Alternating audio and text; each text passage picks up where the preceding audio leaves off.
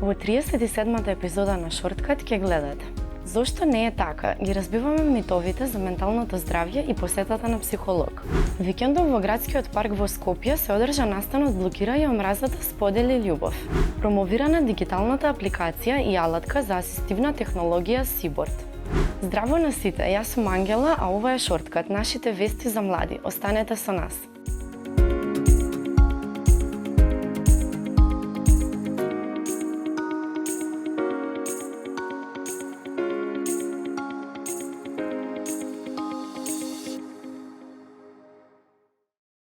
Емисијата ја почнуваме со веста за промоцијата на дигиталната апликација и алатка за асистивна технологија Сиборд, креирана за да им помогне на децата и возрастните кои имаат тешкоти во комуникацијата и нарушување на говорот.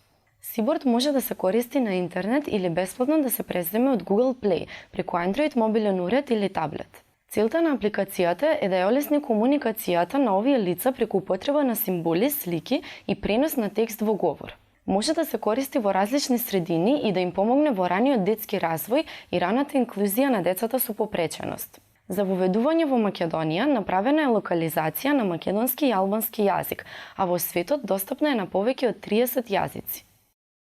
Продолжуваме со една тема која секојдневно ги засегнува младите.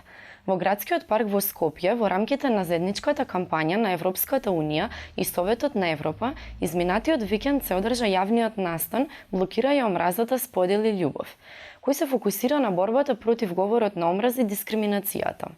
Оваа иницијатива, која во земјава се спроведува од декември минатата година, има за цел да ја подигне свеста кај граѓаните за различните форми на говор на омраза и дискриминација кои се насочени кон одредени заедници и поединци, како и да промовира различни начини за борба против говорот на омраза. Пред се преку ширење позитивни пораки и прифаќање и почитување на различностите. Денис Јанкуловски, медицински работник, добитник на наградата Европеец на годината за 2021 година и амбасадор против говор на омраза, истакна дека мораме секојдневно да бидеме погласни во препознавањето, осудувањето и поттеснувањето на овој говор за нашиот глас да биде слушнат. Следува новото продолжение на рубриката Зошто не е така, а во оваа епизода ги разбиваме митовите за менталното здравје и посетата на психолог. Дали е точно дека нарушеното ментално здравје кај тинејџерите е нормално и дека тие само бараат поголемо внимание? Како да знаеме кога е време за посета на психолог и дали психологот навистина може да им ги открие нашите тајни на други луѓе? На овие прашања одговори даваат психолозите Ана Попризова, Хана Мемеди и Јасмина Јонус.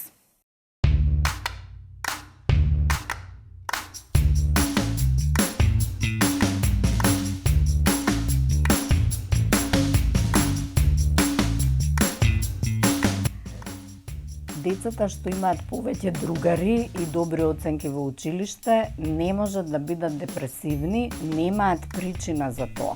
Не е така. За жал и покрај доброто окружување и лагодниот живот, понекогаш сепак може да патиме од депресија.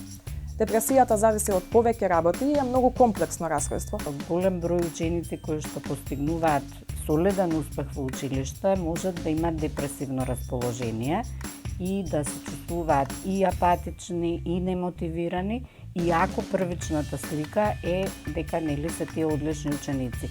Училишниот успех не е секогаш одраз на менталното здравје на учениците. Наместо со психолог, можеш да разговараш со најдобриот другар или другарка. И тие ќе ти дадат исти совети. Не е така. Секако дека поддршката од добар другар, близок пријател е од неодмерно значење и секогаш може да помогне за менталното здравје, но секако не е исто како професионална помош со психолог. Psikologu është person i specializuar për atë punë, është person i kualifikuar për t'ju dhënë këshilla dhe për t'ju udhëzuar. Dhe për këtë arsye ai edhe situatën në të cilën ndodheni ju e sheh në formë shumë më reale se sa që do ta kishte bërë një shok apo një shoqja juaj. Ако отидам на психолог, тој ќе ми даде лекови што ќе треба да ги пијам. Не е така.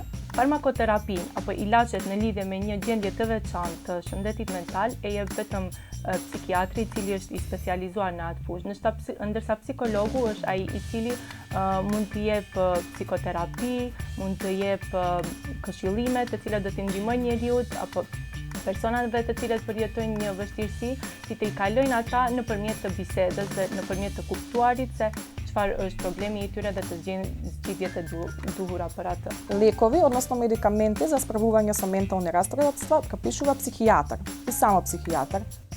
Психологот може да им ги открие моите тајни на други луѓе.